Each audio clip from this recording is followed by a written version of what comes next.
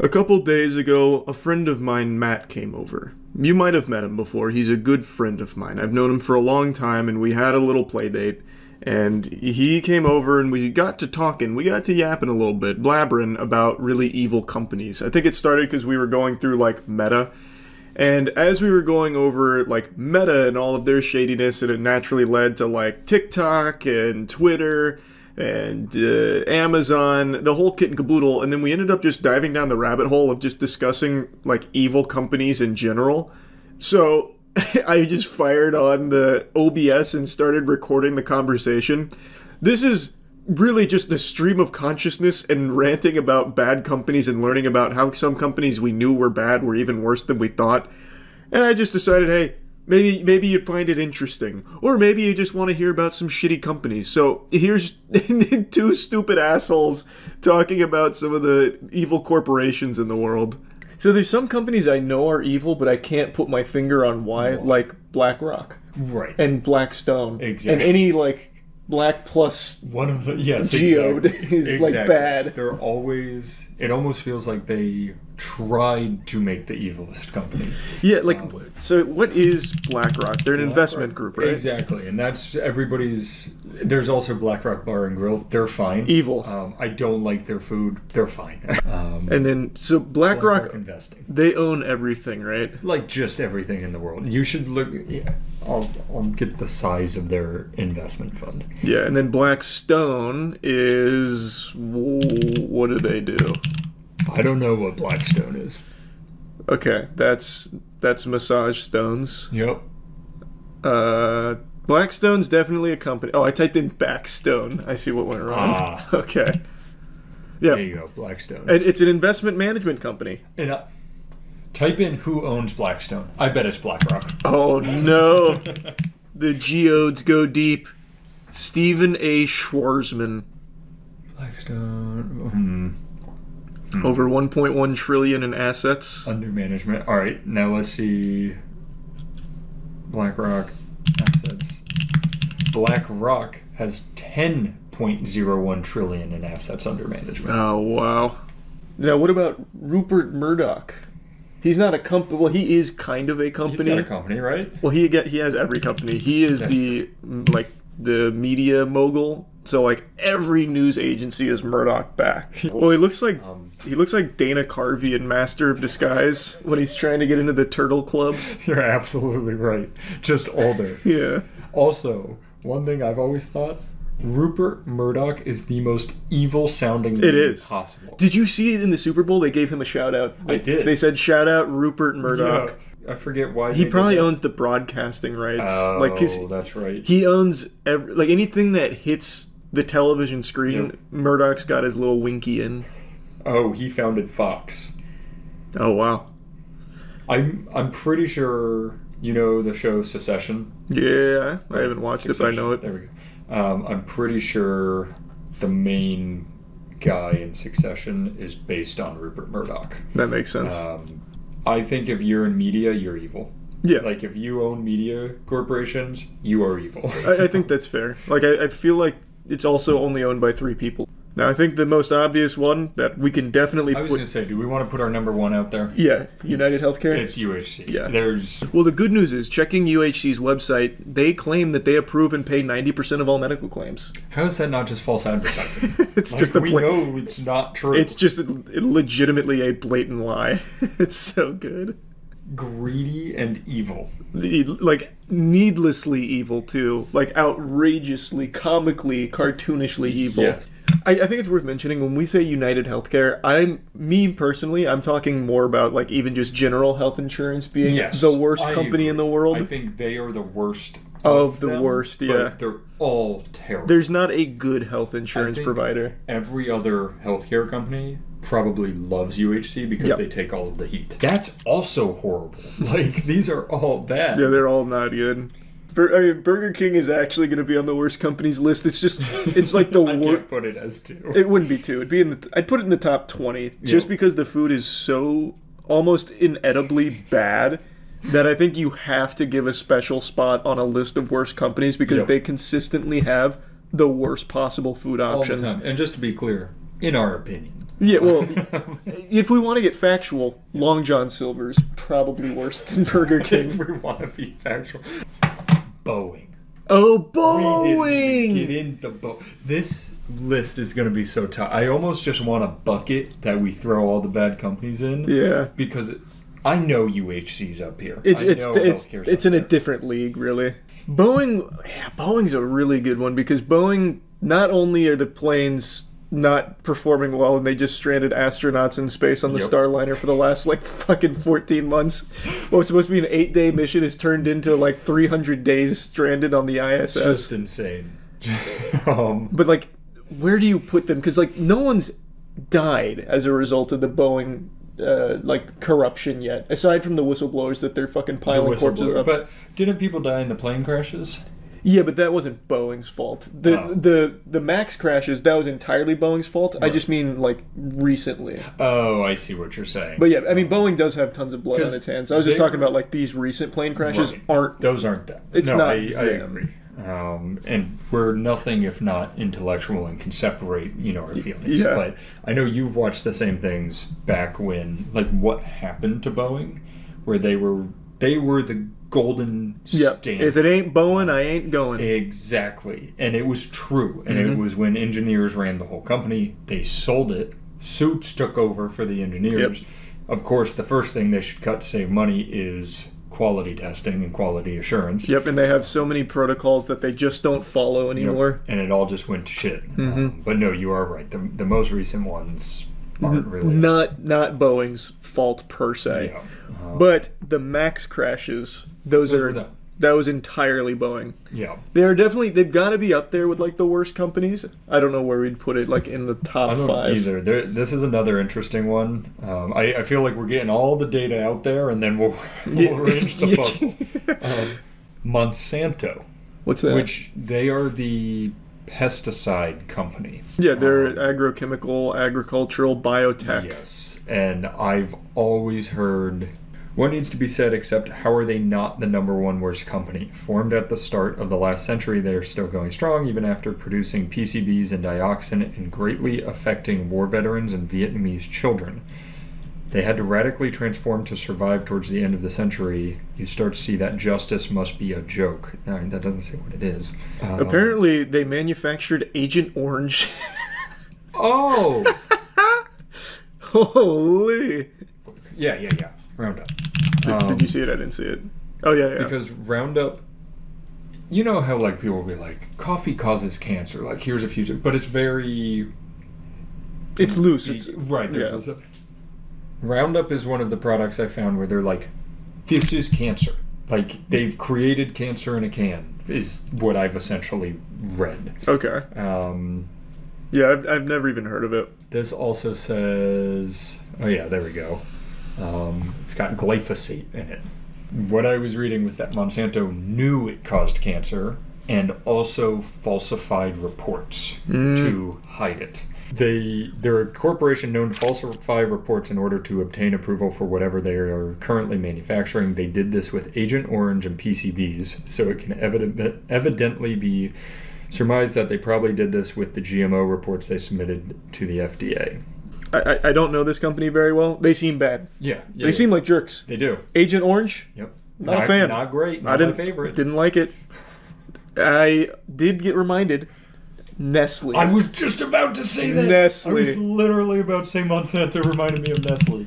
They have to be in the top 3. It is still great. But do you remember like the baby formula controversy for Nestle? Careful examination of Nestle's marketing behavior shows that Nestle entry into low and middle income formula markets caused 212,000 infant deaths per year among mothers without clean water access at the peak of the Nestle controversy of 1981.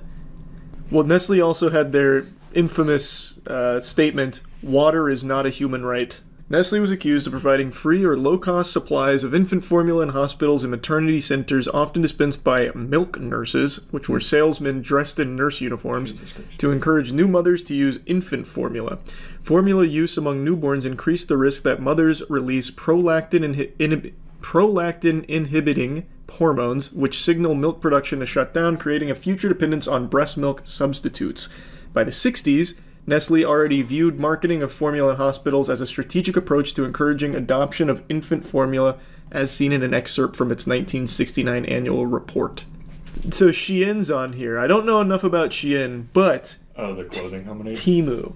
Oh. Temu's gotta make the list. Just reminded me, though. Comcast, the fucking internet companies. Yeah, Nothing's ISPs. good. FTX is crazy because clearly it's a horrible company. But it's like, it's almost laughably bad. In a way. Like, I guess not for all of the people who lost all of their money in it. Oh, easy one. Ticketmaster. That's another really easy one. That is. And this is what I'm meaning by buckets, because top bucket you've got UHC, Monsanto, Nestle, the people who are killing people. Like actively killing people, yeah. And then the next bucket is like, you guys fucking suck. Yeah. Like, you are greedy as all. It's just, it's a scam, yeah. It's a huge racket where Ticketmaster owns Live Nation, and like Ticketmaster has all the fees and shit. Yep. They're still in a legal battle right now, which is a pretty... Who? Like which side? God. Like, they're in just like a huge legal battle. They had a really cool statement that I'm struggling to remember. They said something to the effect of, we're saving you money in the end or something. Let me look it up. Ticketmaster argued that competition would cost fans more money in their antitrust lawsuit. Oh. Yeah, because that's how that works. Yeah, usually when there's competition, I mean, the consumers are the ones that are hurt. They compete to drive price up faster. Yeah, exactly. That's economics 101. With Ticketmaster having monopoly, now they have complete control to look out for your best interests. You know how low they can make those prices if they wanted to? Yeah, and they are. Yeah, they're doing it. Purdue Pharmaceuticals. They are the ones behind the Oxy crisis. How so? They were the ones who pushed Oxy on all doctors, said it wasn't dangerous at all, lied about everything. Last month, Attorney General Ken Paxton secured $7.4 billion settlement with Purdue Pharma and Sackler family for the role in the opioid epidemic. That's wild. They clearly knew, and the fact that nobody's gone to jail is disgusting. Yeah, I looked up the Sacklers' awful last name, by the way. You know who played him in one of the Netflix shows? Huh? Matthew Broderick. Oh, God. He was on our Worst Celebrities list. He makes a comeback. For those that don't know why we dislike Matthew Broderick and why he made the bad celebrities tier list, he killed a woman from drunk driving. Well, it was a woman and her daughter, if I remember right. The 1987 car crash, she crossed the wrong lane, collided head-on with another car. The driver, Anna Gallagher, and her mother, Margaret Doherty, were killed instantly. He got charged $100 for the careless driving practices. Because then you've got Amazon who's like, you can't pee. Yeah. So there's all these different categories of bad, essentially. Bank of America is one that's always going to be on the list. I feel like that one's also pretty obvious. I feel like there's big industry sections too, like banks in general, healthcare in general. Lockheed Martin. I mean, they're... Nintendo. The way... That one should be pretty clear. I don't like Nintendo. The way they handle... Everything. They shit on the community. They have the most anti-consumer, archaic practices. There's Ubisoft, because they're absolutely in the shitter. Yeah, like and I think there's a lot of these gaming companies. That's why I think I'm saying it's our list, not the objective list, because I would put a lot of these gaming companies on there in my mind. But they also just wouldn't be anywhere in the same ballpark as like, a UHC. Yeah, as exactly. Or a Lockheed Martin. Yeah, we've got UHC, Lockheed Martin, Nintendo, Burger King. There's just so many bad companies. So how do we narrow this down to 10? And how do you want to?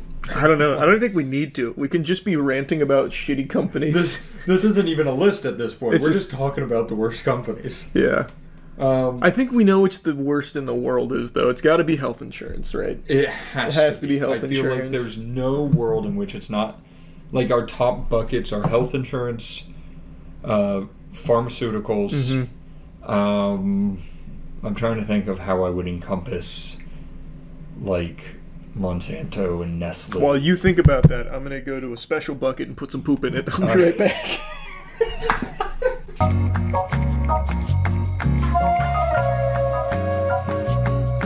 What'd you find? So I was reading about this company, Cargill. Oh yeah, Cargill. It's pronounced Cargill. Oh, it's French. They're the second largest privately owned company in the U.S. Mm-hmm. From what I read, they're bad. Yep. But doesn't seem like, I don't think they complete.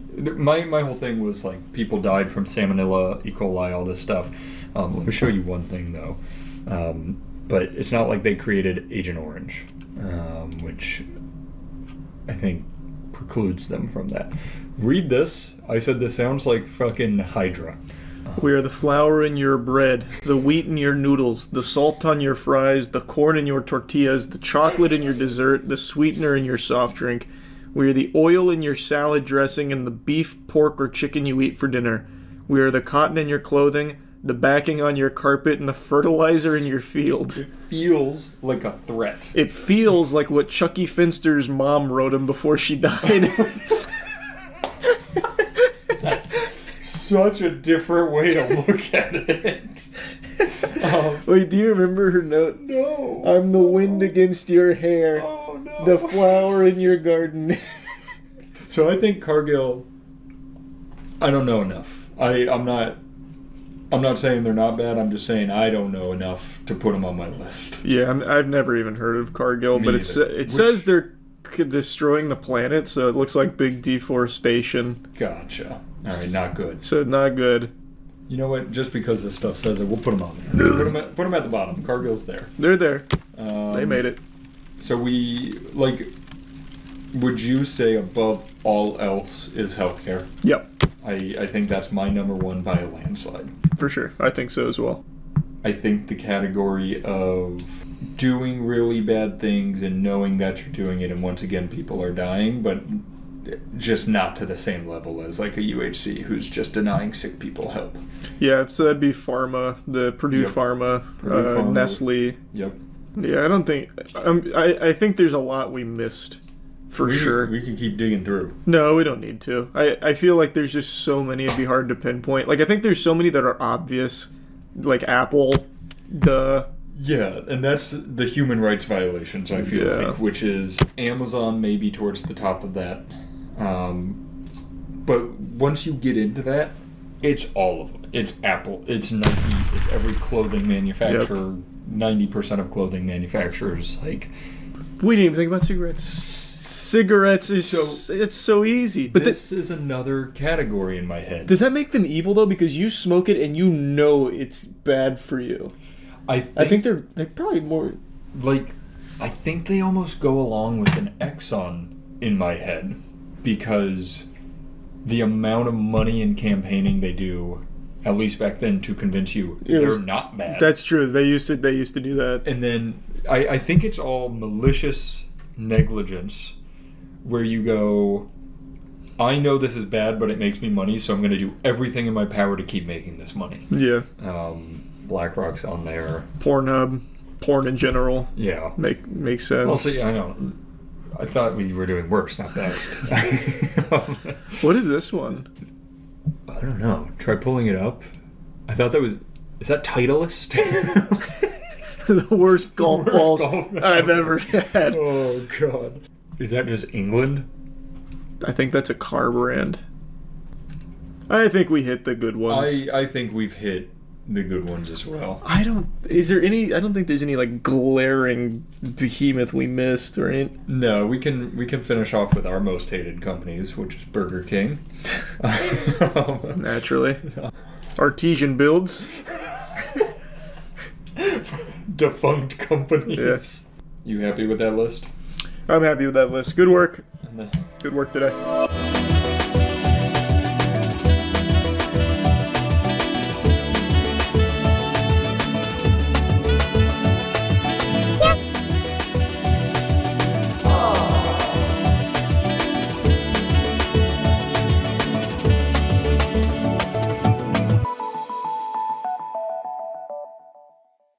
I stream often, and boy howdy do I put on an exquisite show if I do say so myself, but don't just take my word for it, ask everyone that shows up. When you come to my streams, you get to see me without my makeup on, you get me raw, you get to hear me pee when nature calls, and you get to hear me rant.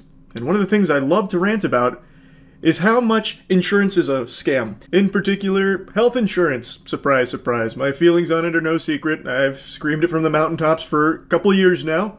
I think I've only made like 1 or 2 videos on it, but stream regulars are probably tired of hearing me bitch about it.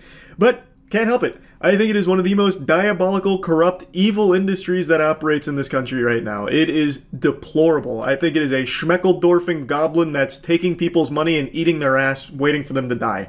You pay health insurance providers for years, and then when you need them, you ask them to help with something major, they do everything in their power to not do that. Their job, their goal, and they even use AI now to help with this, is to deny these claims. That's where they make their bread and butter. You pay them for one purpose, and their goal is to find ways of not doing the one thing they're designed for. It's like if you bought a washing machine that only sometimes decides it'll wash your clothes, but it picks and chooses which ones you're allowed to wash inside of it. It's so stupid.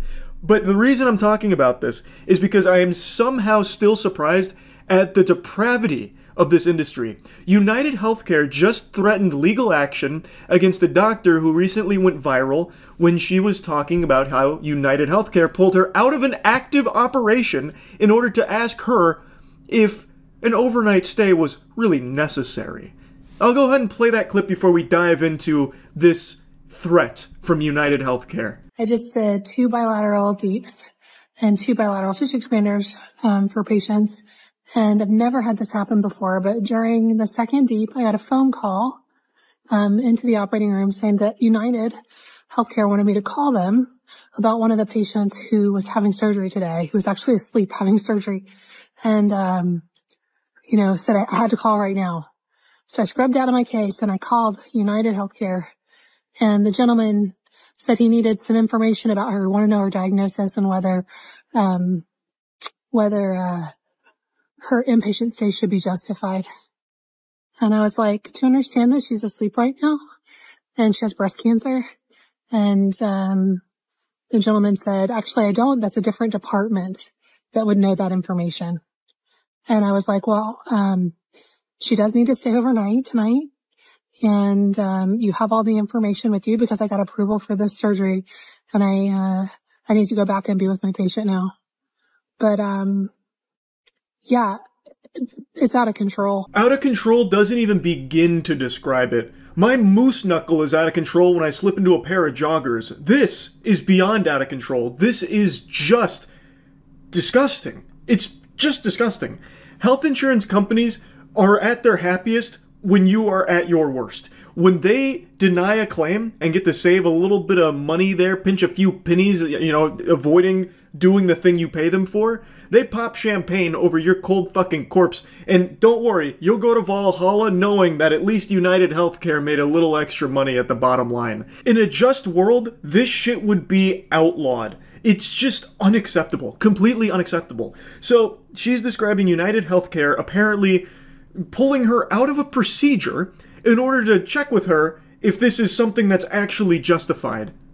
Yeah, asshole, it is justified, I would think. And also, now you are putting the patient at risk, interrupting an active procedure. It's craziness. It's craziness. Just actually flabbergasted by this story. I'm spitting. I don't know if you could see that.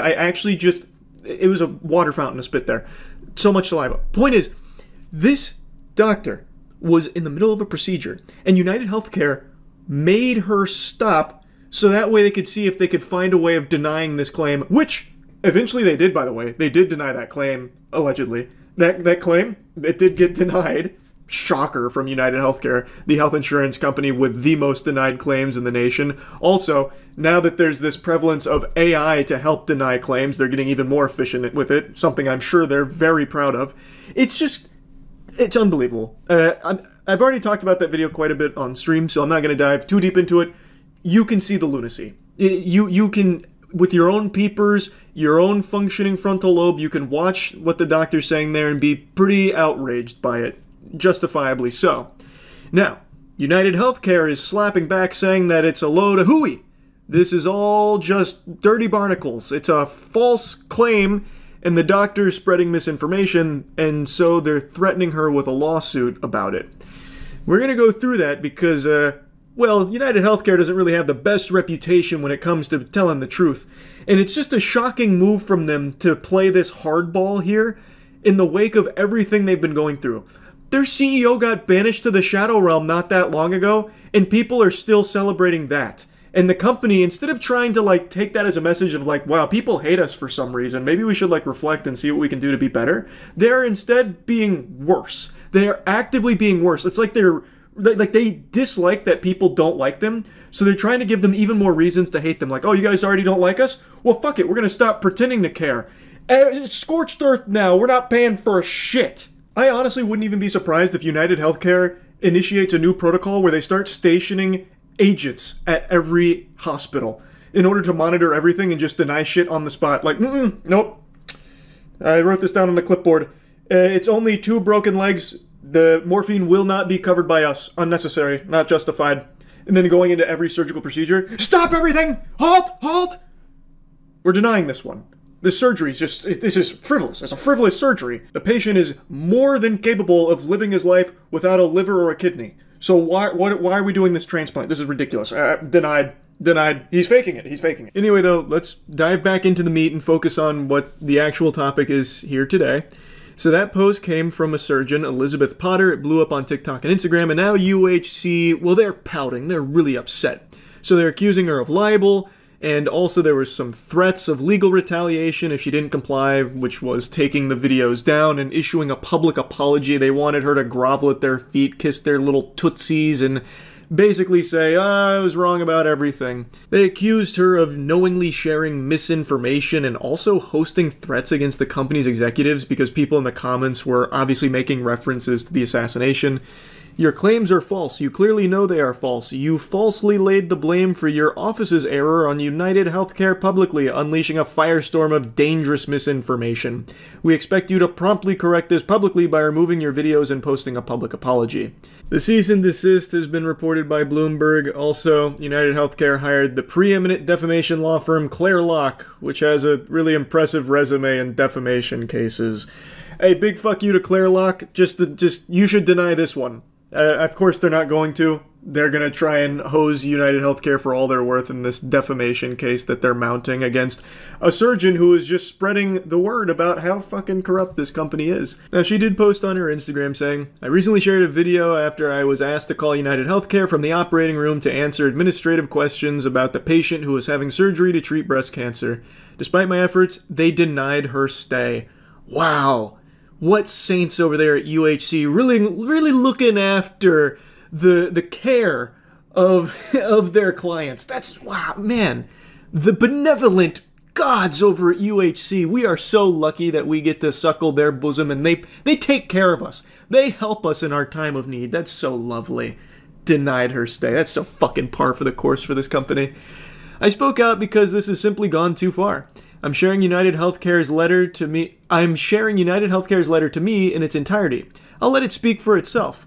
My words were true and the situation was absurd. I followed all safety protocol and my patient was with my co-surgeon who continued operating. I had requested an overnight stay for medical reasons. This was not an error on my part. I also think most normal, rational people would also think that probably an overnight stay after a very serious breast cancer surgery operation makes sense. That tracks. That doesn't seem like they're trying to get one over on United Healthcare over there. I feel like that's definitely something that's super justified, but hey, United Healthcare, they've got AI now helping them out to deny these claims. Like, they're really good at this shit now. The gaslighting and harassment in the letter which United sent me has not worked to do anything other than strengthen my resolve. I will continue to speak honestly, clearly, and plainly about the state of healthcare in the United States of America. That's great news that she's not folding to this intimidation. I really hope this goes her way. I believe her story. And do you know why? Because there are thousands of horror stories with United Healthcare. Ask anybody on the street if they've had a positive experience with their healthcare provider. I would imagine you'd be hard-pressed to find a single, even lukewarm response, like, oh, it was okay, I guess. No, it's almost always entirely negative with these companies, and United Healthcare is legitimately, statistically, provably the worst one.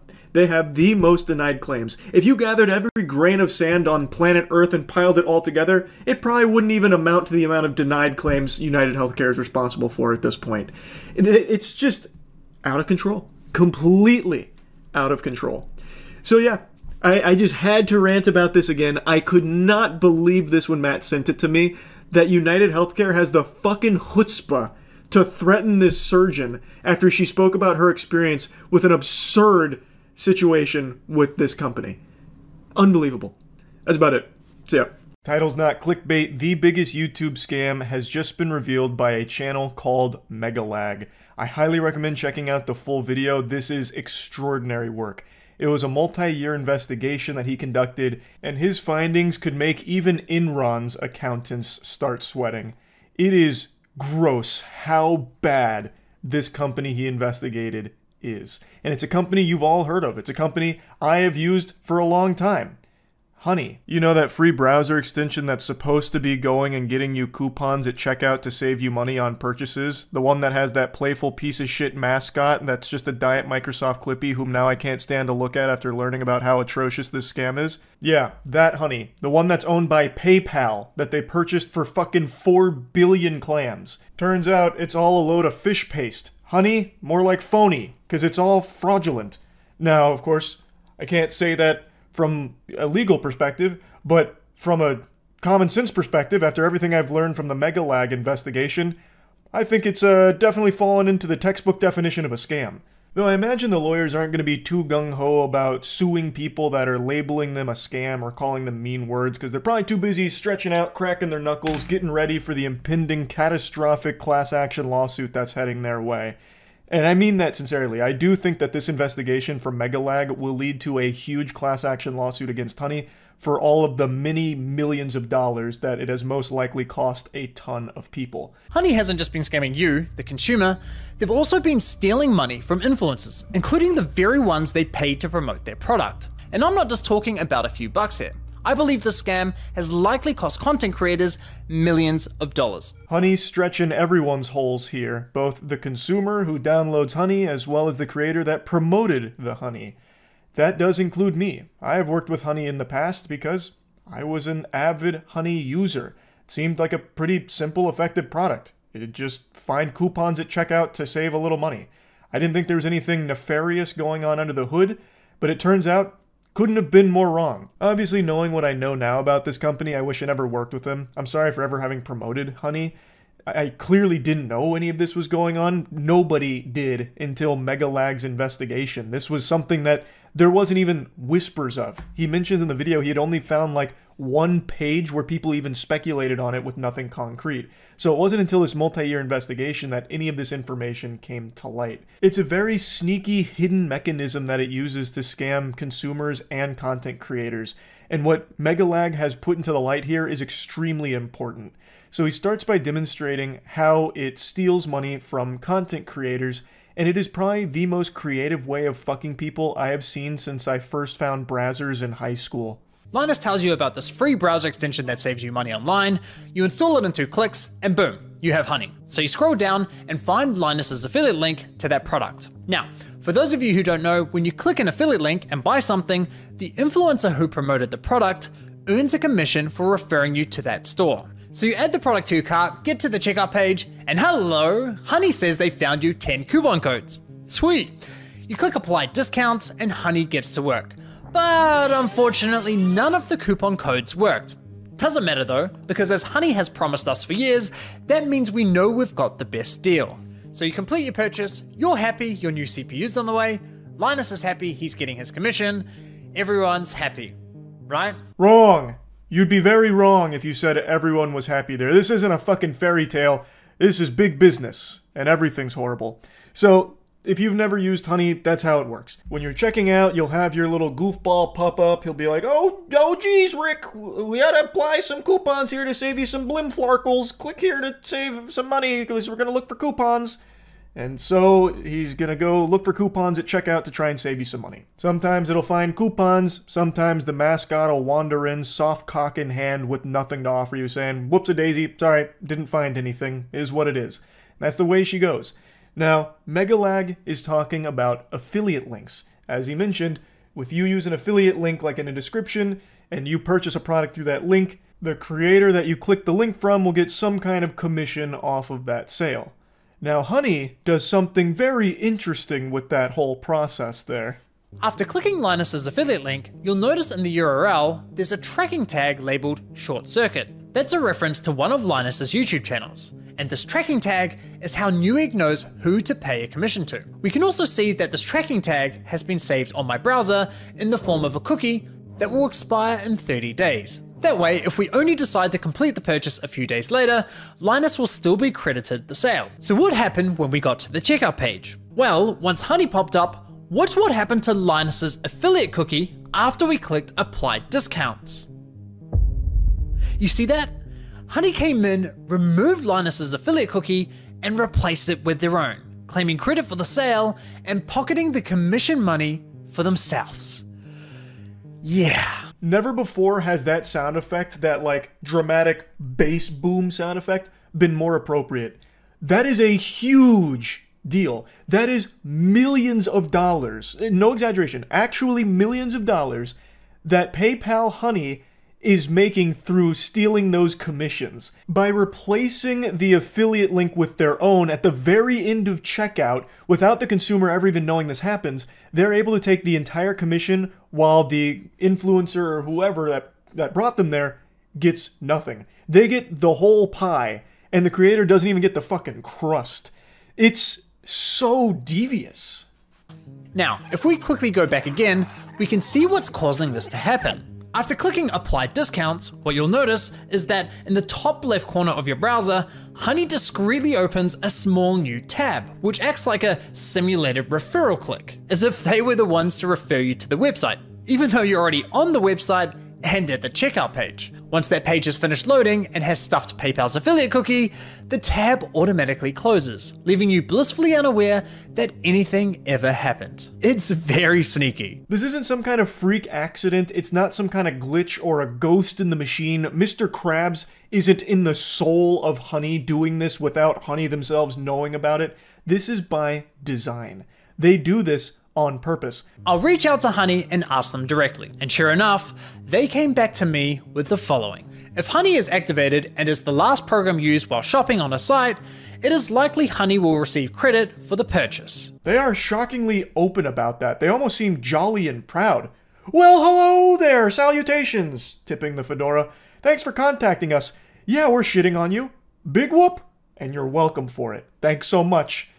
And he goes on to give like a real world example, so that way it's a little easier to understand how unacceptable this is. He even goes on to say that he can't see how it's anything less than fraud, and I agree. This seems like fraud. Megalag gives a real world example to demonstrate just how outrageous this whole thing is. He states, imagine that you're going to a department store buying a TV, there's a salesman and he sells you on the perfect TV. You now have that salesman's card that you take to the front with your TV, so that way the salesman can get the commission. But right when you're paying for the TV, a sleazy greaseball comes out of nowhere saying, wait just a minute, champ, hold on, let me see if I have any coupons. I got nothing. Alright, good luck. But before he leaves, he switches out that salesman's card with his own card. So now the salesman that actually sold you the TV gets nothing, whereas that guy who came in at the very end gets everything.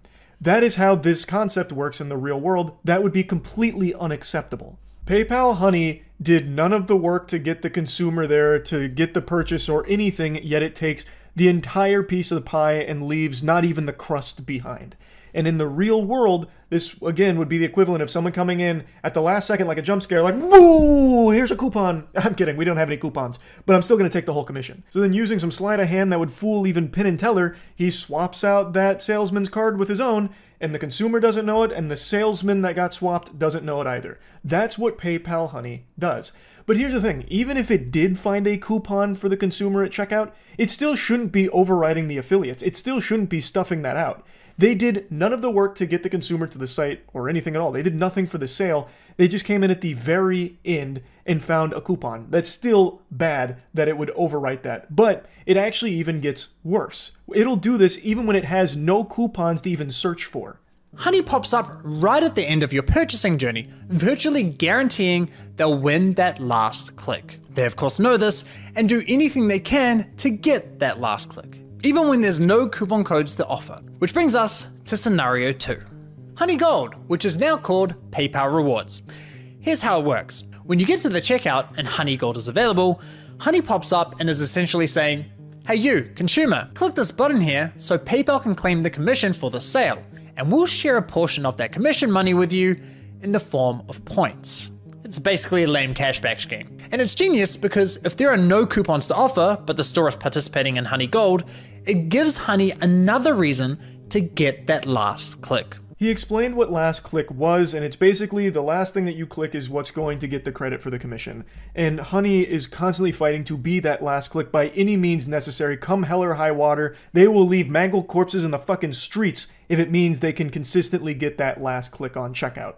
So this is one of its other mechanisms to get that last click, where you can activate rewards at the very end. I decided to put Honey Gold to the test. So I looked for any website where Honey Gold was offered and found it on NordVPN. And no, this is not a sneaky sponsorship. So I signed up for NordVPN's affiliate program, which offers 40% commission on successful referrals. After getting approved into the program, I received a custom affiliate link for my YouTube channel. Using this link, I made 2 separate purchases. For the first, I activated Honey Gold, and sure enough, you can see my affiliate cookie was replaced with Honey's. And for the second, I didn't activate Honey Gold. As expected, I was awarded a $35 commission for the sale where Honey Gold wasn't activated, and received nothing when Honey Gold was activated. So how much of my stolen $35 commission did PayPal share as cash back with my Honey account, aka the consumer? Brace yourselves. 89 points, which is equivalent to 89 cents. I knew it was going to be bad, but somehow that is even worse than I expected it to be. It gets the entire kit and caboodle of the commission, all 35 doubloons. It gets the spaghetti and the meatballs, and it gives you not even a morsel, not even a tiddlywink of it. 89 cents of the $35? Holy shit. Again, this is for doing nothing, by the way. It is doing nothing. It is doing this just to desperately try and get that last click so it can take the whole commission. And again, this isn't put front facing. People didn't even know this was going on until this investigation. It is so sneaky with this shit. It exists solely to steal, poach those affiliates, to take that commission on the back end. That's nuts. That's why I'm saying this will likely be a huge class action lawsuit. There is no telling how many millions of dollars they've been able to make quietly like this. Megalag demonstrated 1. They got $35 from that. Like, that's a lot. Like, that is a big commission, really. Just think about that on a large scale. Megalag pulls up the numbers.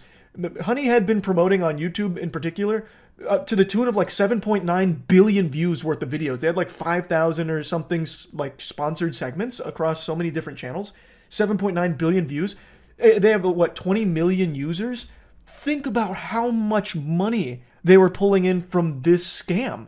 It's huge. Like, this is something that Bernie Madoff would roll over in his grave at with this fraud. You click on their affiliate link and get to the checkout. But in this scenario, Honey knows it has nothing to offer. No coupon codes, no Honey Gold, yet it still pops up to announce absolutely nothing.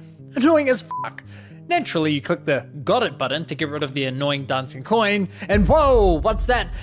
PayPal takes the sale. I couldn't help but just laugh at that one. That is cartoonishly evil. That is so scummy. So even if it has no coupons, it has no Honey Gold capabilities, it will still pop up on something totally unrelated through the affiliate link and just say like, hey, listen.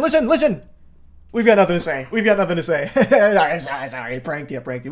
We got nothing. Go ahead and close us. Just go ahead and say got it. Get rid of us. Sorry. Just wanted to let you know we're here. And when you do that, it takes the sale. It still takes the whole commission because you interacted with it. It was your last click. It's unbelievable. Why? Because fuck you, Mary. That's your commission.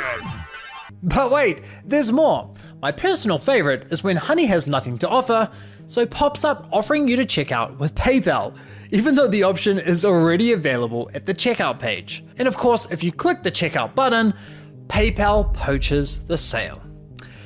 Classy. There is just no world where that isn't illegal, right? Like, there can't be a world where that can fly. That has to be something that this company would be run into the ground for. Like, I'm no lawyer. I didn't pass the bar. Shit, barely passed the SATs. But I would still say, using my tiny little noodle up here, my smooth brain, that's a big no-no. I think they're probably going to face some big repercussions for that now that this is starting to blow up and come to light. Now, in the next section of the video, Megalag goes on to talk about how he was checking into the Linus forums to see if anyone was talking about Honey, and he did find someone that was sounding the alarm quite a few years ago, but it just didn't get a lot of traction. And then in 2022, someone noticed that Linus wasn't working with Honey anymore, so they asked about it, and Linus Media Group representative came out and said, yeah, they didn't like the way that it interacted with the affiliate links, so they stopped working with them.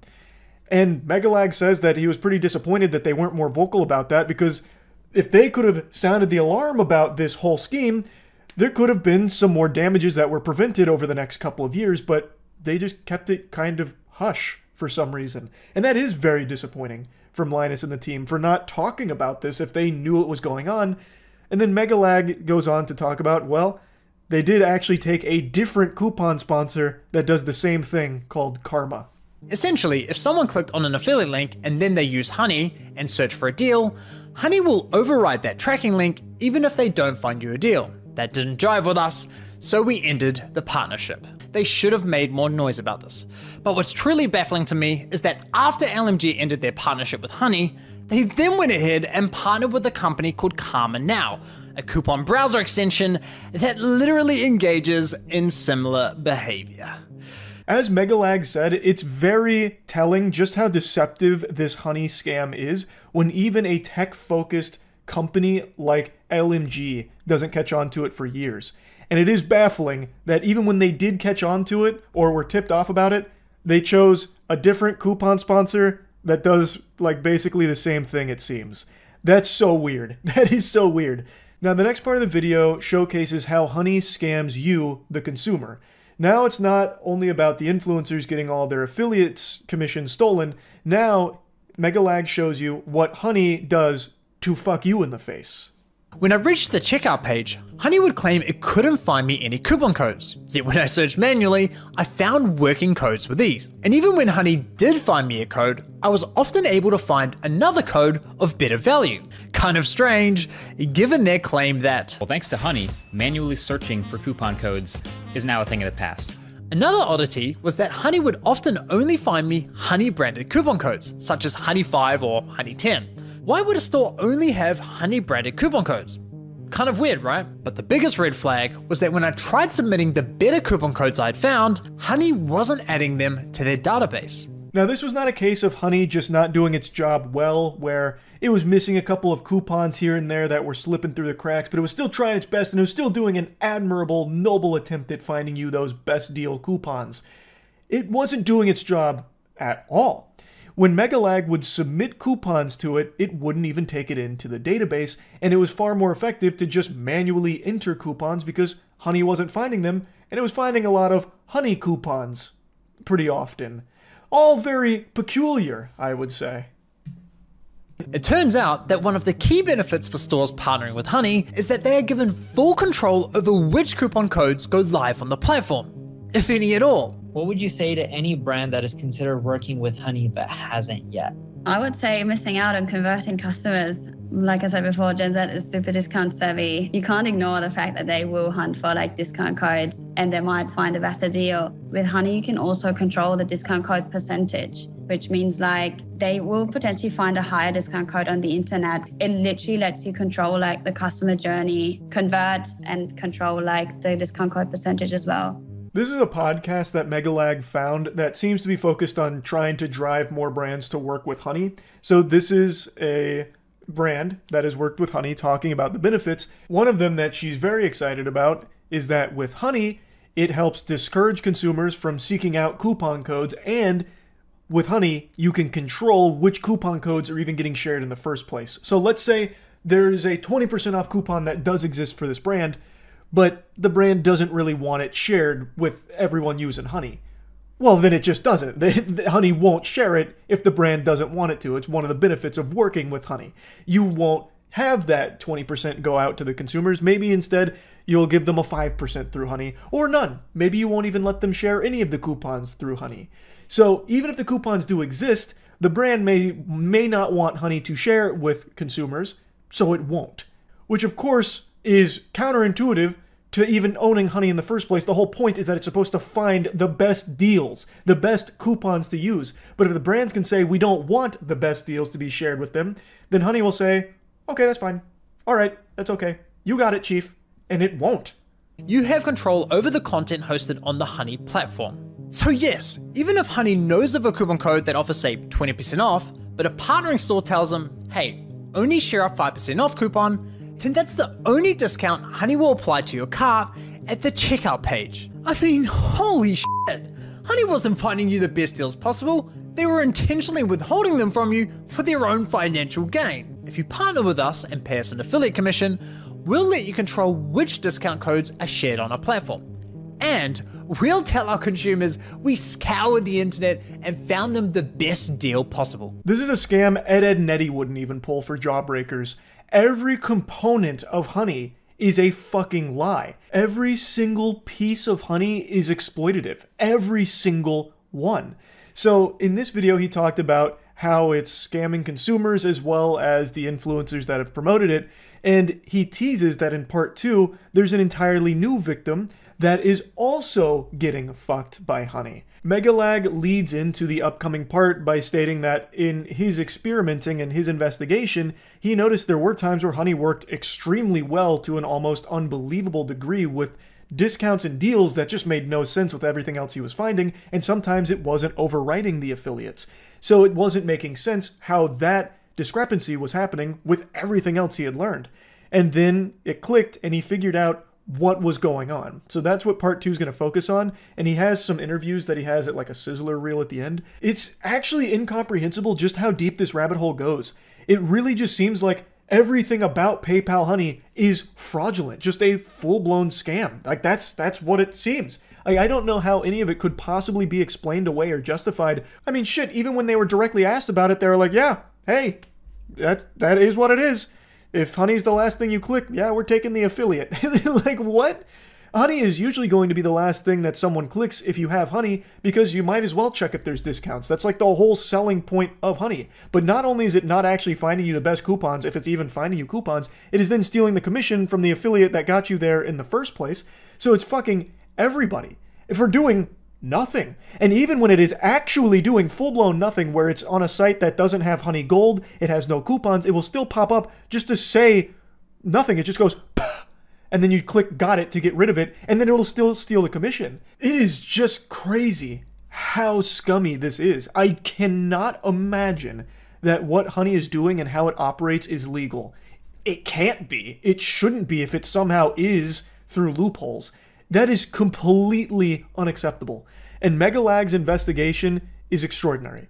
A huge thanks to Megalag for bringing all of this information to light. It's an incredible video. Again, I highly recommend you check out the full thing. There's going to be a link to it in the description of this one. I didn't even cover all of it. He has done an immaculate job with this investigation. This is up there with CoffeeZilla's best work. This is incredible. So huge thanks to Megalag for doing this. So yeah, that's really about it. See ya. I think at this point it's safe to say Activision Blizzard is the most evil video game company ever. And not because their games are shitty, you know, they made Overwatch and that's a crime against humanity, sure. But a couple months ago, it was revealed of the horrifying workplace culture and the absolutely revolting things that happened there, including rapes, sexual assaults, and a suicide, which was directly attributed to the employees sharing nudes of that individual around the office. A whole multitude of disturbing, awful things. But somehow all of that was just the tip of the diarrhea iceberg, just a little appetizer, a small hors d'oeuvre to hold you over for the main course, which dropped yesterday. Yesterday, a huge piece was published revealing even more shocking information, and it even puts the crosshairs right on the tiny micro-penis of Bobby Kotick, Activision CEO. It alleges that Big Bobby Kotick not only knew about all the awful shit going on at Activision, but also played a role in it, and did his best to keep it under wraps and away from the board of directors. Now I know what you're thinking, Charlie, there's no fucking way this is true. Not Saint Bobby Kotick, he wouldn't do something like this. That man is an angel, a gift from God to gamers. And I understand where you're coming from, because when these allegations first came to light a few months ago, Bobby Kotick delivered one of the most powerful speeches America's ever heard, up there with the greats like JFK's "We choose to go to the moon" speech. There's an article today that paints an inaccurate and misleading view of our company, of me personally, and my leadership. Anyone who doubts my conviction to be the most welcoming and inclusive workplace doesn't really appreciate how important this is to me. God damn, he's charming. Such a beautiful way with words. The way he's able to just expertly dismiss everything as being wrong and misleading or out of context. Oh, expertly done. Truly immaculate stuff. Not the best apology video ever. I mean, I think it would have been better if he just went on camera and showed his asshole, just goateed himself. It would have been just about as effective as this speech he gave here. It's pathetic. And how anyone ever believed for even a second that Bobby Kotick didn't know what was going on at the company is beyond me. You have to be delusional to think that his hands were ever clean in this situation, but now there's mountains and mountains of evidence that link him to these allegations. Just to give you a small taste of one that I just learned about, in 2006 he threatened to have his assistant killed. Like, goddamn, Bobby Kotick has truly become like a raid boss in a Blizzard game. He is going full fucking supervillain mode here. Now, before I really dive into all the evil shit that was recently revealed here, there is one group of people that I'd like to extend a sincere I'm sorry to, just a real heartfelt apology to, and that's to all the Blizzard fans out there, the fanboys that are huffing dangerous amounts of copium. My heart breaks for you. It's been a rough year to be a Blizzard fan. Ever since I made my video talking about the Activision Blizzard situation, I've been attacked on my Twitch streams about it, from people that are doing their best to minimize the situation and justify certain things. It's tough to be not only a fan of Blizzard, but then also act as their PR and fight their battles online just because you like World of Warcraft. It's just people that are fans of their property that are just fighting tooth and nail to try and explain why women needed to be sexually harassed at the company in order for World of Warcraft to be good. It's just, I know it's rough. You put a lot of countless hours into defending them for no fucking reason. And I just want to say it's going to be really hard this time around with this new one. Now, I finished reading the article, but it's locked behind a paywall, and I'm not brave enough to like take screenshots of it for a YouTube video. So instead, I'm just going to show you screenshots from someone else's YouTube video who also makes a really good breakdown of it all. So I'm going to show you that for the important bits that I'd like to talk about. So right away within the first paragraph, you already can see how heavy this gets. A lawyer for a former employee at Sledgehammer Games, which is an Activision-owned studio, alleged in an email that her client had been raped in 2016 and 2017 by her male supervisor after she had been pressured to consume too much alcohol in the office and at work events. Now, previously on Dragon Ball Z, with the first document that came out with all of the allegations, it painted Activision Blizzard's workplace environment like a fucking dirty frat house. They were apparently always partying and drinking at the office. It made it sound like they were doing keg stands and boofing Bud Light in the bathtub, fucking butt-chugging competitions. They even had something called, like, the Epstein Room. Like, it was fucked up. So, apparently alcohol was just so big at the Activision workplace. Now, to continue and summarize, the female employee reported these incidents to Sledgehammer's HR department, but nothing happened, and then eventually threatened a lawsuit against the company. Within months of receiving that email, Activision reached an out-of-court settlement with the woman, who had also reported one of the incidents to the police. Mr. Kotick didn't inform the company's board of directors about the alleged rapes or the settlement, at least according to people with knowledge of the board. An absolutely gross situation here, made even more despicable by the fact that no matter what she did, she couldn't get help from the company. This is also extremely important because this shows that it wasn't just isolated to the Blizzard insane asylum. It wasn't just fucking Blizzard over there where all the bad shit was happening, like a lot of people were saying, like, oh, Activision's fine, it was just those Blizzard hooligans going wild. No, Activision's great, it just Blizzard was being naughty. This is clearly much more than just Blizzard. This is full-on Activision has a problem. This is Sledgehammer Games, which is an Activision-owned company. It is not associated with Blizzard. These are two separate departments, so clearly this stretches beyond just Blizzard. And this woman couldn't get any help, and the only thing that she did get was an out-of-court settlement, and Bobby Kotick doing his best to pretend it never happened and keep it away from his board of directors. Truly disgusting. It goes on to say that there are documents, memos, emails, regulatory requests, and interviews which show that he knew about the allegations of employee misconduct in many parts of the company and didn't inform the board of directors about everything he knew. He just kept all of it under wraps the best he could in order to try and prevent it from becoming a more public-facing issue. It then says Mr. Kotick has been subpoenaed in the Securities and Exchange Commission investigation. They're looking into what he knew about the alleged incidents and what he told other employees, the board of directors, and investors. Bobby's big brain strategy to handle all of this was basically just closing his eyes and pretending it wasn't happening, even though he was fully aware of everything going on. Even when an employee took her own life due to coworkers sharing her nudes, nothing changed at the company. It continued to be this disgusting, toxic fucking cesspool of dog shit.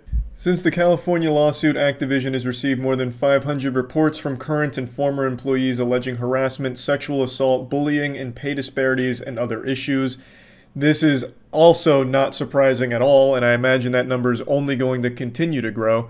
Towards the bottom of the page, there's another thing I'd like to mention here. In August, Activision named a longtime employee, Jennifer O'Neill, to be Blizzard's co-head. And then she shortly after resigned, stating it was clear that the company would never prioritize our people the right way. She also mentioned that she was also sexually harassed earlier in her career at Activision, and even recalled a party in 2007 with none other than the boogeyman Bobby Kotick there, where there were scantily clad women dancing on stripper poles and a DJ that was encouraging women to drink more so men could have a better time. It really does seem like any woman who walked through the Activision Blizzard doors wasn't leaving until she was sexually harassed or assaulted. It's like they weren't walking into work, they were walking into like an incel fan club. It's fucking crazy. All of these stories all have so much in common with each other, so it seems super normalized at Activision Blizzard. And again, they have done nothing over the years to fix it, except Bobby Kotick doing his best to sweep it under the rug. Now, there is a massive employee walkout happening right now at Activision Blizzard that is demanding that Bobby Kotick resign. Now, you'd think the board of directors would also be pissed at Bobby Kotick, considering he withheld crucial information from them, swept extremely important company problems under the rug, and didn't share any of this information with the board of directors. You'd think they'd be fucking fuming, literally pissing in their britches, ready to fucking blast him in the ass. But you'd be wrong, because the board of directors stands behind him 100%. They are literal cucks. Bobby Kotick is cucking his board, and they're totally fine with it. Here's their statement. The Activision Blizzard board remains committed to the goal of making Activision Blizzard the most welcoming and inclusive company in the industry. It is without a doubt the most welcoming company to sexual predators in the industry, so I guess they did succeed in this mission here. Under Bobby Kotick's leadership, the company is already implementing industry-leading changes, including a zero-tolerance harassment policy, a dedication to achieving significant increase to the percentage of women and non-binary people in our workforce, and significant internal and external investments to accelerate opportunities for diverse talent. I love how they really parade around this new zero-tolerance policy they've implemented as if it's some kind of, innovative new idea and revolutionary, never been done before. Oh, you're finally going to stop letting employees sexually harass and sexually assault other employees? Wow! 20 years later, oh my god, you guys are fucking heroes. Whoa, you're really breaking new ground. It's never been done before. You're not going to allow them to sexually assault each other? Oh my god, how, are you sure? They then go on to state that they're hiring more women and more non-binary people in their workforce in order to improve the amount of diverse talent that they have. But what does that have to do with anything here? Like, why does this seem like a good thing to them? Like, after all of these women have come forward about how awful they were treated at the company, this honestly just sounds like more of a threat. Like, hey, Activision Blizzard is hiring more women, come on ladies, so we can grope you. We need some fresh meat to sexually harass over here at Activision Blizzard. Hiring more women, don't forget ladies, come on in. Like, this makes no sense. Like, there's no one that's going to read this after all of these things came out about all of these women who have been sexually assaulted at that company and, like, start pumping their fists like, oh, good, this company's hiring. I can't wait to apply. And I love this last sentence here. A nice little cherry on top of the poopy cake. The board remains confident that Bobby Kotick appropriately addressed workplace issues brought to his attention when it was revealed over a lot of multiple sources that he withheld all of the information from this very board that is now sucking his small cock. Oh my god, that just feels amazing to read. They're actual cucks. The goals we have set for ourselves are both critical and ambitious. The board remains confident in Bobby Kotick's leadership, commitment, and ability to achieve these goals. Oh yes, Bobby Senpai, lead us to more money, please! As you can see, the board of directors here at Activision Blizzard's pretty fucking stupid. Like, they're pretty dumb. And let's just go ahead and take a peek at their stock market prices. Let's see how they're doing today. You know, it's been about 24 hours. I mean, I wonder if they even took a real hit from this. Ooh, that's stinky. Wow, look at that. On November 16th, you can really see that drop. Man, look at that. That's that Bobby Kotick leadership coming into play right there. Oh, goodness me. Surely it won't keep dropping, right? Like, oh my, that wouldn't make any sense. I mean, they're 100 and something employees are already walking out. I mean, that's all spelling like nothing but success for Activision Blizzard. And the way they're handling this situation is remarkable. They're doing everything right. Yeah, it feels good to look at that chart there. Hopefully it'll be even lower tomorrow and continues to plummet until Bobby Kotick resigns. He is a genuine problem and a horrible, horrible leader. That company has experienced so much terrible shit that was brushed under the rug for way, way, way too long. And I'm super happy to see all of it being brought to the public attention now. Like I said, it's the easiest boycott in the world not to buy Blizzard games because they don't make anything good at all. And that extends to Activision as well. I already regretted buying Call of Duty Vanguard, and I regret it 20 times more now than I did having played through that insufferable shit experience. It's awful. And I don't know how people can continue to defend this company. I understand if you like their games, you don't want to recognize how awful the people behind the games are, but Jesus Christ, at least stop trying to defend it and make excuses for them. They're not paying you to be their damage control or their PR, so stop doing it. It's just, this is awful, indefensible stuff. And I really do hope for a good conclusion for everyone that was involved in this situation and all of the victims at Activision Blizzard. I wish them the best. It's, yeah, that's about it. See ya. 3 days ago, I made a video talking about Nintendo being an evil, soulless corporation, as well as out-of-touch, archaic, and just downright goofy for the way that they treat online content creators like criminals. Most recently, they issued 2 strikes to a YouTuber named Penguinz0 because he made videos on Breath of the Wild that featured modded content. And in the eyes of Nintendo, that is a sin more unforgivable than murder. So they threw the book at him. They were coming with the meat. They tried to give him the business. They issued 2 strikes, and it wasn't just modded content they targeted, by the way. They also just targeted other videos as well on other games. A lot of it did feature mods, but some of them were just vanilla gameplay videos that they absolutely had a conniption over. Nintendo for a long time has historically shown that they hate their fans and absolutely despise when people play their games or enjoy their games in ways that they didn't plan for or in ways that they don't approve of. So for Penguinz0 showing mods and having fun making content around mods, they, started screaming bah humbug and shaking their fist at the clouds and then hired their legal team of assassins to do as much damage to him as possible. And if it was up to Nintendo, they probably would have publicly hung Penguinz0 to make an example out of him for daring to play their games in a way they didn't intend for people to play them. Would have had him face the fucking firing squad. The reason I'm even mentioning all of this before talking about today's story is because it's only been 3 days and Nintendo has already upped the ante on how evil they can be and how unbelievably cruel they are. Like, they made, I made a claim in that video that they don't listen to the community, they don't care about, negative reputation that they have or community backlash. They don't listen to it, they just kind of brush it off like it's just, little squeaking dog toys that they can just ignore. They don't care what the people are saying, they're not listening. But now, I'm almost convinced they must have heard what the community was saying about how evil they were and said, oh, you think that's bad? Well, watch this. And then they went even harder into degeneracy. So, what they've done, or what was revealed to the public today, is that they have completely ruined a man's life. And I'm not exaggerating. They are putting a man in debt to them for the rest of his life. There's a guy named Gary Bowser, and I'm not making this up. This isn't an alias. His name is fucking Gary Bowser. This sounds like fanfic. This sounds like the plot to the new Mario Bros. Movie. Like, it actually sounds made up, but it's real. Gary Bowser was working with a company called Team Executor. They were a hacking group that would hack consoles for profit, and one of their biggest products was for Switch. They would basically jailbreak the Switch and they'd sell it and make money off it, and Gary Bowser was one of the prominent members of this team, allegedly. And in a couple of years ago, he got caught, and he served 40 months in jail. His time in jail is coming to a conclusion now, and he's about to be released, but he's not off the hook yet. In fact, he's on to an even deeper hook.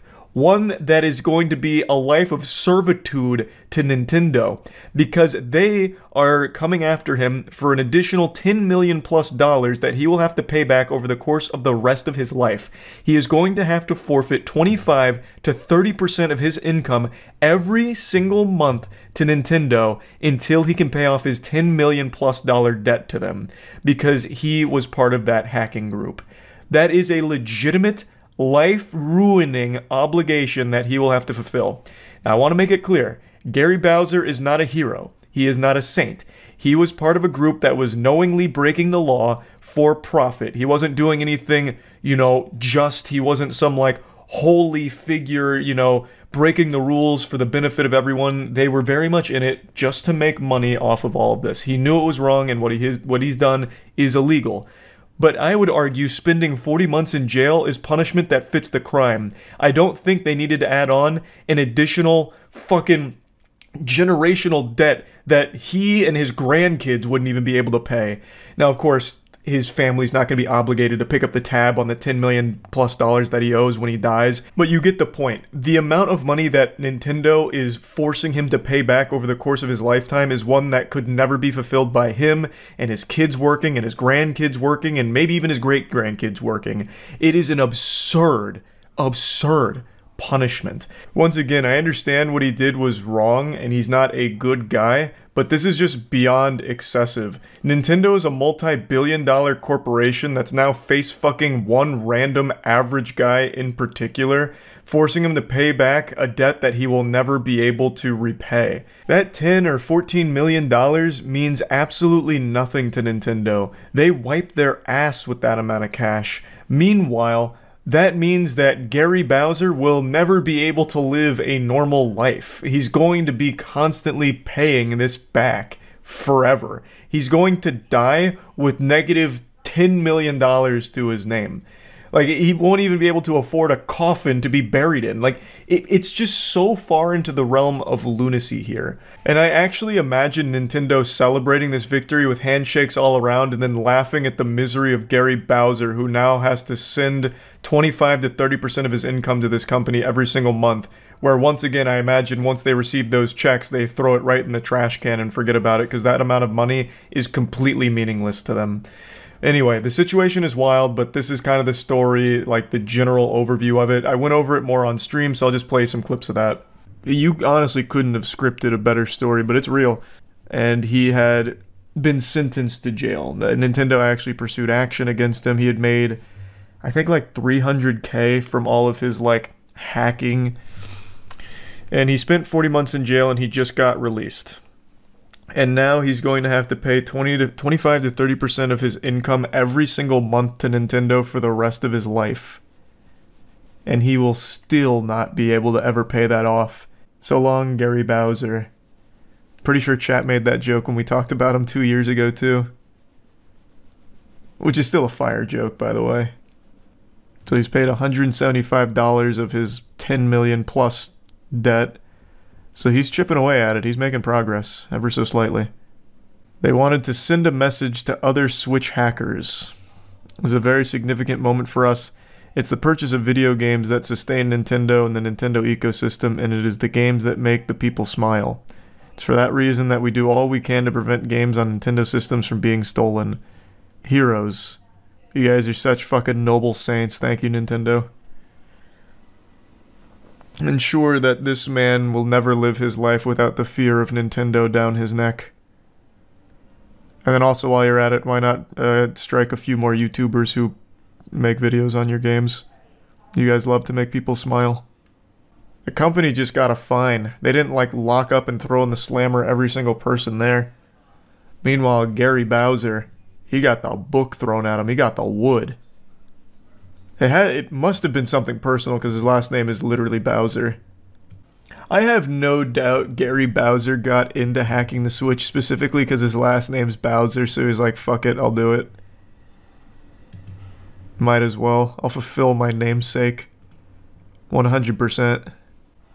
Successfully argued that Bowser and Team Executor had caused Nintendo to suffer $65 million in losses due to console hacking software and devices used to play pirated Nintendo Switch games. I don't recall that. 65 million from the console hacking software? I gotta be honest with you, Chief, that seems like a bunch of baloney. I don't know why the number 300k keeps popping into my head. Maybe that's what Gary Bowser personally stood to gain, or personally gained from all of this? Or maybe I'm just way off the mark, but I really thought, or I vividly remember, like a report saying he had made like 300k from it all. But who knows? That could be wrong. So, okay, so that is what he made for himself. He himself made 300k. I saw someone on Twitter say that they would honestly fake their own death in this case. Dude needs a new dust filter for his Hoover Max Extract Pressure Pro Model 60. Fucking true. He's gonna need a Hoover Max ASAP. Does he even have a job? Well, he's just now getting out of prison after spending 40 months there. And he had a job in prison where he paid off $75 of his debt. So I would wager a guess he doesn't currently have a job. He's probably still hunting for one. Are you a gamer? Me too. And as a gamer, I have intricate, deep knowledge of all of our strengths and weaknesses. And no matter how hard you work, there will always be one weakness that I'm going to exploit right now. A single word that can induce vomiting in even the strongest, most seasoned of gaming barbarians. And that word is Fextra Life. It was tough even getting that one out. If you've ever played a new game, you've probably Googled something about it, and among the first links on the search results is Fextra Life. And it is such a scourge. Nobody goes to Fextra Life on purpose. It's like falling into the back rooms. It's this thing that unfortunately happens all too often when a new game comes out and you want some information or a guide on it, so you just Google it, and you click the first link, and all of a sudden you accidentally just paid a visit to Fextra Life. And it is such a tragic betrayal. It feels worse than finding out your partner's cheated on you. Fextra Life is a wiki on pretty much anything new that's come out, but they also indulge in some very shady practices that I want to talk about today. But just to talk about the website itself, I and very many others are not huge fans of this site. I personally have never really found anything of value there. It really seems like Fextra Life is so consumed with the idea of being first to guides on games that they don't bother to make sure that it's right or good. So if you go to like the Elden Ring section on Fextra Life, and trust me, I did when the game was still new and I was looking things up, some of what they presented there was just legitimately wrong or incomplete. So you just get like halfway through and it's like, okay, what now? Oh, it's not here on Fextra Life.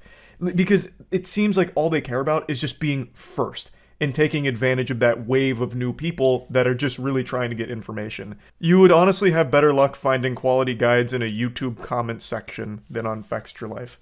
So I don't really like this site that much, but that's not even what we're here to talk about. It just being a subpar wiki site isn't exactly the most interesting topic. I'd like to speak about the slimier, greasier side of this organization, because they're no stranger to scandals here. They see controversy and they fucking tap dance on it. They go a bit wacko mode. They have, for many years, been accused of certain things on Reddit, the land of the updoots, most recently with Baldur's Gate 3. they have actually just been blacklisted from a subreddit called Baldur's Gate 3 Builds because they were suspected of vote manipulation, downvoting links to the community wiki, and using bots to keep Fextra Life on top while throwing more things that compete with them into the garbage, flushing that shit right down the toilet. And this isn't the first time they've been accused of using bots for similar purposes. A while back, the Dark Souls community also had some very strong accusations against Fextra Life for other manipulative tactics used by them on the community posts and subreddit. So Fextra Life is just negatively viewed by pretty much everyone, even outside of just the quality of their wiki pages. Also heavily criticized for the way they conduct themselves and the way they try and keep Fextra Life on top, artificially, supposedly. Now, the Fextra Life owner has responded to all of the conversation and hoopla going on right now about them. The biggest one, and the one that I'm mainly going to be focused on, is the cooking of the books with their Twitch numbers. That's a big topic that's been around for many years, and they do talk about this here. But just to piggyback on the back of this Reddit accusation, they're coming forward and saying that, nope, that's a bunch of horseradish. Not real, not true, that's not us. We didn't use bots, and in fact, they even said, I didn't know Reddit bots were a thing, which is complete hogwash. What do you mean you didn't know Reddit bots were a thing? Yes, you did. Everybody knows that. It's totally fine to come defend yourself against the accusations and point out, logical inconsistencies or the evidence isn't strong enough. But why tell a bold-faced lie like that in your defense? I'm so innocent, I've never even heard of bots, I think you called them. The only bot I know is the Autobots. Like, we don't even know what this is. We're so innocent. Like, that's the weirdest defense attempt. Like, why would you say that? Bots are a thing on every platform everywhere, and everyone knows it. Bots are a thing on Twitch as well, which Fextra Life is no stranger to, since Fextra Life is basically botting all of their Twitch viewer numbers thanks to their embedding video practice that they use. I'm sure bots isn't the preferred nomenclature for Fextra Life when it comes to their viewer numbers. They might use something a little more bubbly, a little more PR friendly, like less than sentient spectators, or perhaps blissfully unaware viewers of the Fextra Life stream. But this has been a controversial hot topic for quite a few years now. This comes up at least once or twice a year. If you have ever gone on Twitch during a new big game release, within the first or second on that page is Fextra Life. They have like an average of 30k viewers when a game is new, and if they're playing an older game, they'll still average like 10k plus.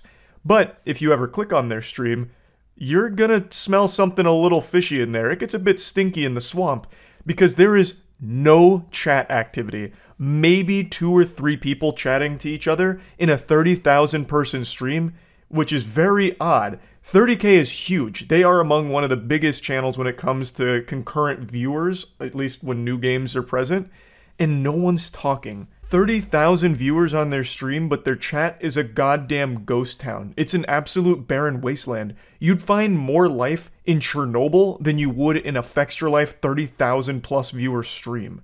So how is that possible? It has to do with a very controversial practice they engage in called embedding, where they embed their Twitch stream on their wiki site. And not just on the front page, on every single page of their site. So, let's say you open the Elden Ring Fextra Life page. You'll see that the stream is in the top left. They're currently offline as of me making this video, but when they're online, it would be right there. And now let's say you want to go deeper, you're looking at like build guides or something. If you go to one of those pages, the stream is also embedded there. It's on every single page of Fextra Life, their stream is embedded, meaning no matter where you go, you will count as a viewer for their Twitch stream. Sitting here, 30,000 viewers. The chat slower than fucking a 200 viewer streamer. This is pathetic. Twitch doesn't give a fuck, yeah. And that's the thing, is like, how are we really gonna get mad at them? They're just playing the game. They're not breaking any rules. So as you can see right here, inside of their wiki here, they have the stream embedded in this tiny little box. And this tiny little box here is why they have 31,000 viewers. Now, I have seen conflicting reports where if you open multiple Fextra Life tabs, you will count as multiple viewers since it's embedded on each one, but I haven't seen like 100% concrete confirmation that that's how Twitch would calculate that, but there is a bit of evidence to suggest that it might. So I just want to put that out there as a possibility. Take it with a grain of salt. That is something that's been being discussed as well, because since it is embedded on every page, a lot of people like me open many tabs. So I might have like 3 different Fextra Life tabs open, and that's 3 different embed sources. So I guess it could count as 3, but again, I'm not sure 100% if that's true.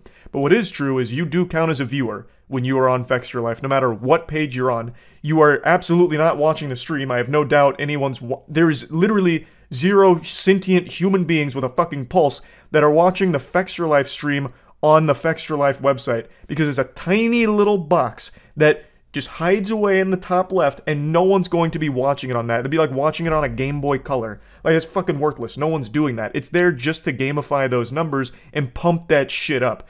Like, absolutely skyrocket their viewership numbers on Twitch while adding no real organic viewers to it, and obviously no one in the chat. Now, another thing, most people like me will keep these tabs open for a long period of time.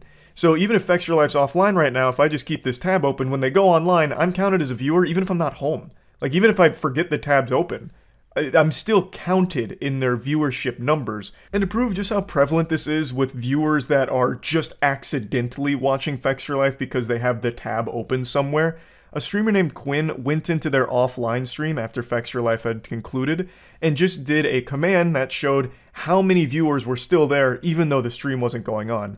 Now, this is something that does exist on normal Twitch streams with normal people watching them. There is something called like an offline community where if a streamer goes offline, there's pockets of people that'll hang around and just talk to each other in the offline chat, but not very many. It's a small number compared to the overall viewership. But for Fextra Life, it's almost their entire fucking viewership is still in their stream even when they're offline, meaning it's just people that have a Fextra Life wiki tab opened somewhere, not actually a viewer of their stream. Surely my anguish and despair will ring on someone's ear. 23,000 current chatters. Okay, dude. All right, I'm a day streamer, boys. I guess this is what a 23,000 person chat looks like, guys. It's not a. You're disgusting. If you insinuate that there's not 23,642 people right here, right now, you are fucking disgusting for implying that these are view bots and they're not actually there. Okay. Literally 23,000 people in his offline chat. Come on. Yeah, it's pretty outrageous. So the offline chat was over 23,000 current chatters. So meaning that's 23,000 people in the stream right there, and not a single message. And also, there's no such thing as an offline chat that has 23,000 people in it. Not even the biggest streamers in the world have anywhere close to that as an offline chat number. That is people that are just on the Fextra Life wiki with tabs open. They're not actually watching the Fextra Life streams. It's fucking ridiculous. Now, it is important to note, Fextra Life is not the only stream that takes advantage of this embed protocol. Like, they're not the only ones that employ this tactic, but they are the ones that are the most egregious because they paste it on every single page on their wiki, and there's tons of pages you can't avoid it. And obviously, whatever they're streaming isn't going to be relevant to every single page on their wiki site. It's people that aren't actually watching the stream. It is no different, really, than viewbotting, which is an argument people have been making for years. And naturally, this discussion always inevitably ends up with asking the question, why doesn't Twitch stop it? And the answer's super simple. Why the fuck would they? This only helps Twitch. These big numbers are great for Twitch. This looks fantastic for them. There is no downside to allowing streamers to embed their streams everywhere else. It's a free advertisement for Twitch, free numbers that help everything on their platform. Like, Twitch has no incentive to shut that down at all. Even though it's very clear that 23,642 people aren't actually in the Fextra Life offline chat or watching their streams, it doesn't matter, because it only serves to help Twitch. So why would they put the kibosh on something like that?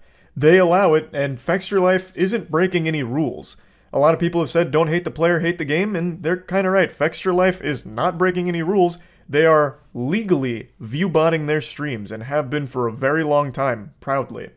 So, this has obviously been controversial for a while because, as you might imagine, this doesn't help other streamers, because Fextra will always take either the #1 spot or the #2 spot in a brand new game release, and they're not actually having people watch them. It's fake, phony numbers because of the way they embed their streams on their site. So it takes those spots away from streamers that deserve it more, who actually do have communities that watch their streams. They no longer have those slots that Fextra takes up. So obviously it makes a lot of streamers, when a new game comes out, mad because they can't compete with Fextra viewbotting, fundamentally. It's been that way for a long time, and I don't see it changing, but a lot of people are talking about it again, so I thought it'd be an interesting topic to discuss again, especially considering this time around the owner has spoken about it. So this is their response to all of the viewbotting allegations. They state that a viewbot is when you use artificial and non-existing browsers to inflate views on Twitch, and that does try to fool advertisers because A, it plays an ad, and B, nobody is watching. Real quick before continuing, they're getting a bit lost in semantics here as opposed to making real arguments on how what they're doing is different. Fextra streams often have sponsors, and sometimes very big sponsors. I imagine they sell their streams with their concurrent viewer average, which is like between 10 and 30,000 viewers. It's huge. But most companies probably aren't going to really look into that, so they're going to assume their ad is being seen by 10 to 30,000 people. It's not.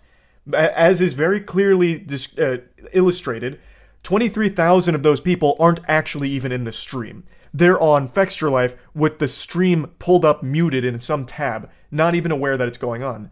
So these companies aren't actually getting their ads placed in front of 30,000 viewers. They're getting it placed in front of, I have no idea, maybe a few hundred, maybe 1,000. There's really no way of knowing, because there's no real activity in their stream to judge it on or anything remotely like that. So it really isn't different than a viewbot. When you do play an ad on Fextra nobody is watching. Same way as if you would play an ad during a stream that is just completely viewbotted in the traditional sense.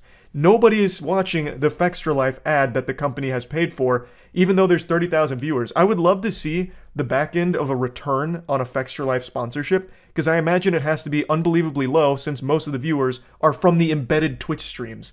So it is misleading to advertisers, which is another criticism a lot of people have put forth, and I think it's very valid to say that, because again, most of the viewers are not actually watching the Fextra stream. They then say embedding is an advertisement of the stream to real people on real browsers on an external website. Like any integration, the objective is to get people to click and go to Twitch. No advertisements are played on the embedded unit, generating zero revenue.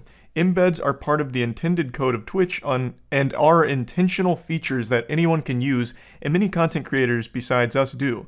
These are real people that we have worked tirelessly to build up into our community. What community? You tirelessly built up an imaginary community. The Fextra community you refer to is more made up than the Tooth Fairy. There is nobody in your Twitch streams. Nobody. Like, I can't tell if they're being intentionally delusional here, or if they actually think that what they're doing is somehow totally, the same as just building up a normal community. It's not. Your embedded Twitch streams are not driving your Fextra wiki readers to your Twitch stream. There is no call to action to it that I've ever seen. It just automatically is playing whenever you're on any page on Fextra. How the fuck can you possibly make an argument saying that what you're doing is just an advertisement to get those people on your wiki to the streams? Because it's not. The streams aren't even relevant to what your readers are reading.